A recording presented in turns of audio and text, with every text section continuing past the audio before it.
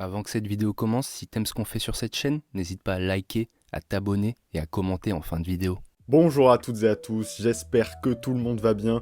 Je vous souhaite tout d'abord une très bonne année à tous. Voilà, je pense que la plupart des youtubeurs ont dû déjà le faire, donc je vais pas parler plus longtemps. Mais aujourd'hui les amis, on se retrouve pour la première vidéo de l'année, et aujourd'hui on parle de quoi? On parle de l'anime Roi, celui qui a tout gagné sur cette fin d'année 2024. C'est Dandadan, Dandadan bien évidemment. Vous avez entendu parler de cet anime à peu près 46 fois, je pense, depuis voilà, la fin d'année 2024.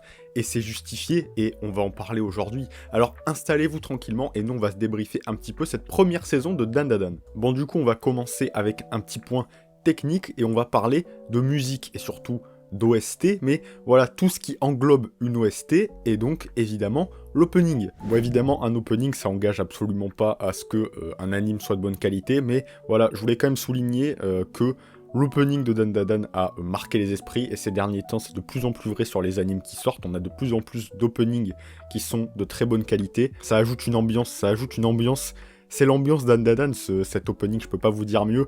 Je pense que voilà, vous l'avez en tête sans même que je mette un extrait. Bon, et à côté de ça, on peut parler un petit peu des OST. Les OST qui sont très particulières, j'ai trouvé. C'est pas des musiques qu'on a l'habitude d'entendre. Déjà, il y a pas mal de chansons en OST, ce qui est assez rare pour être souligné. Beaucoup de choix un peu farfelus, des trucs que tu n'aurais pas vu ailleurs, notamment voilà, dans l'épisode 4, toute la scène avec le piano, c'est une véritable musique, je n'ai pas le nom, les connaisseurs doivent le savoir, mais voilà, plein de petits choix au niveau des OST, et voilà, qui ajoutent vraiment à l'ambiance, et qui font, on va en parler plus tard, une ambiance vraiment qu'on retrouve pas ailleurs en fait. Et le dernier petit point sur l'aspect technique, évidemment, j'ai pas besoin de le préciser, l'animation est excellente, j'aurai l'occasion d'en reparler quand je parlerai du personnage de Aira. Et surtout, j'ai envie de parler de quelque chose, le travail des seiyuu. Voilà, ce sera mon dernier point un peu technique, voilà, que je trouve particulièrement réussi. Le travail, voilà, sur tous les changements d'humeur, un petit peu les changements de voix que, par exemple, le personnage de Momo Ayase a, c'est-à-dire le seiyuu qui fait sa voix est absolument incroyable. Pareil pour Okarun, je sais pas si c'est la même personne qui fait sa voix quand il est normal et sa voix quand il est transformé, mais voilà, j'aime beaucoup le travail qui a été fait sur les voix, vraiment, je trouve que c'est vraiment de grande qualité. C'est des trucs, voilà, tous ces petits trucs, ça paraît pas grand chose, mais voilà, je trouve que c'est important de les souligner, c'est ce qui fait aussi la saveur d'un animé. Mais maintenant on va rentrer un petit peu plus sur qu'est-ce que ça nous raconte en fait, Dandadan. Et donc comment ne pas passer par le fait de parler du duo, voilà, le duo qu'on suit dans cet animé. Un duo tellement en fait complémentaire que j'ai du mal à définir qui est le personnage principal du manga.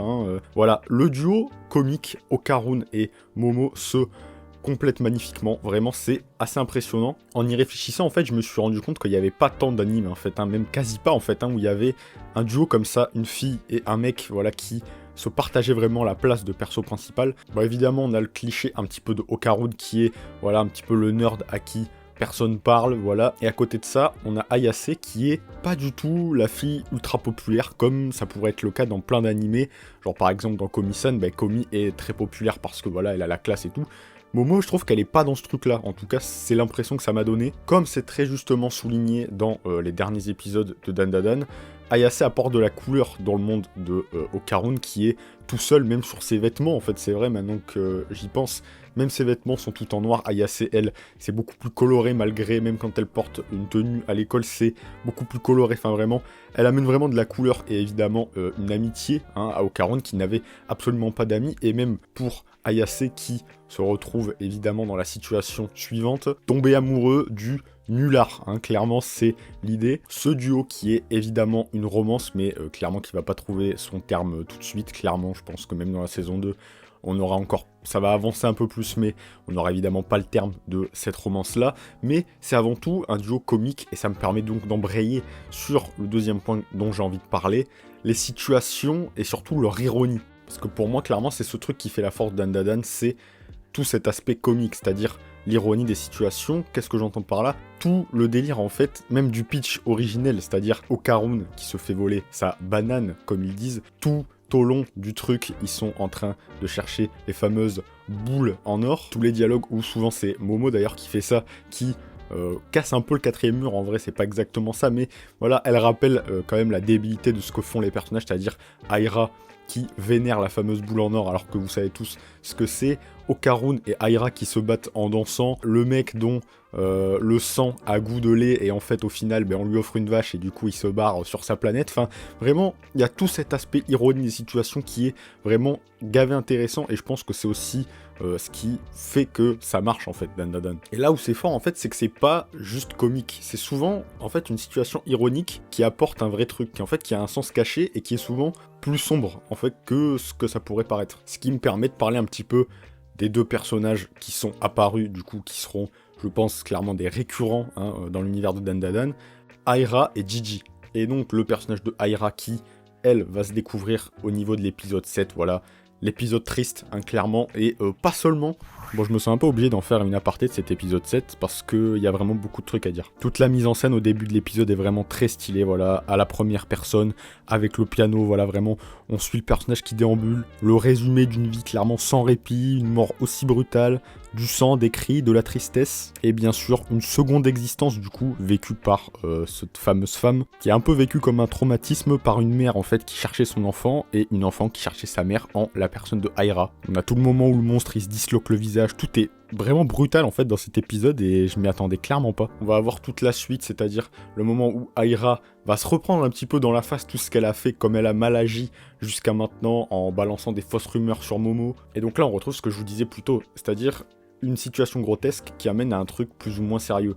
Là, ce truc, tout le monde finit des sapés et Aira qui se reprend dans la gueule en fait tout ce qu'elle a fait. Et tout ça je trouve que c'est plutôt bien confirmé par l'apparition de mon petit chouchou clairement de cette saison 1, Gigi, voilà le débile notoire qui cache en fait une histoire, mais un peu comme Aira, qui est très sombre. Et ça fait presque un peu dire en fait que c'est proportionnel, tu vois. Plus t'es débile dans Dandadan, plus il t'est arrivé un truc sombre. Ses parents à l'hôpital et ses fameux esprits qui est dans sa maison. En fait on dirait vraiment que Gigi agit bêtement pour cacher un truc sombre, genre un peu en mode syndrome post-traumatique. Un personnage évidemment qui apporte énormément d'aspects comiques parce que il est idiot, toute la scène voilà, où il chante l'opening et l'ending de Slam Dunk, ça c'est magnifique, j'ai adoré. Cet animé il arrive à être juste dans les moments comiques et dans les moments sérieux, et ça, ceux qui suivent la chaîne, vous savez qu'on adore ça, c'est un truc que j'apprécie particulièrement dans Gintama. Là, pareil, ils arrivent très bien à le faire, et franchement, c'est ultra plaisant à regarder. Mais, malgré tout ça, il y a un truc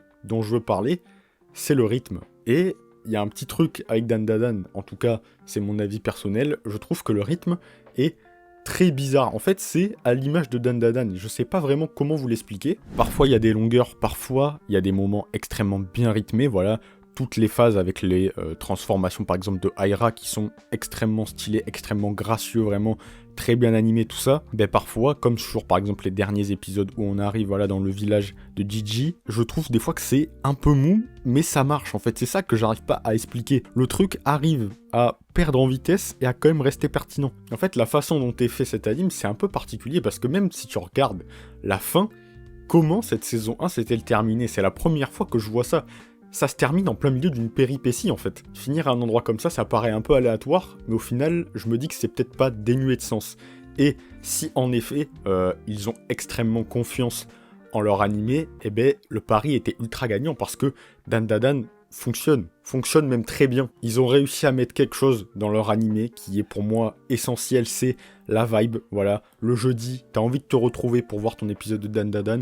Bon, pour moi c'est particulièrement faux parce que j'ai tout regardé d'un coup après que tout soit terminé, mais voilà, je voyais les gens qui étaient vraiment très engagés, qui avaient envie de voir la suite, un peu comme j'ai pu le voir avec Frieren, vraiment un engouement vraiment chaque semaine pour y revenir parce que il y a une vibe, parce que il y a une patte. Et je reviens dans ce que j'ai dit dans la dernière vidéo, je pense pas que Dandadan ça aurait fonctionné comme ça il y a quelques années, donc je suis extrêmement content qu'un manga comme ça fonctionne. C'est un peu borderline sur certains aspects et je trouve ça cool, voilà, ça bouscule et c'est drôle, donc j'apprécie. Et si je devais voilà donner un dernier avis, je dirais que voilà, ils ont créé la vibe d'un truc qui ne ressemble à rien d'autre et c'est ça qu'on veut, de la nouveauté, et je crois que Dandadan a réussi son pari. Voilà, j'espère que cette petite vidéo vous a plu. J'ai pris énormément de plaisir à parler de Dandadan, bien évidemment, car j'en attendais beaucoup en vrai de cet animé. Voilà, j'ai laissé passer tous les épisodes pour pouvoir tous les regarder et j'ai pris un plaisir monumental. Donc, hâte cette saison 2, je le redis parce que j'ai vraiment très hâte. Alors vous me dites en com, qu'est-ce que vous en avez pensé de Dandadan? Est-ce que ça vous a plu? Parce que je crois comprendre que c'est assez ambivalent, hein. Il y a beaucoup de gens qui aiment et beaucoup de gens qui aiment pas forcément le délire, et je peux comprendre. En vrai, c'est ce que je vous disais, c'est un truc qui aurait pu être de niche, en vrai, Dandadan. Donc vous me dites, vous en commentaire, ce que vous en avez pensé. Vous n'hésitez pas à liker si cette vidéo vous a plu. Je vous souhaite encore une fois une très bonne année, et surtout, je vais vous souhaiter une très bonne journée, soirée, car je ne sais pas quand c'est que vous regardez cette vidéo. Et à la prochaine tout le monde, ciao!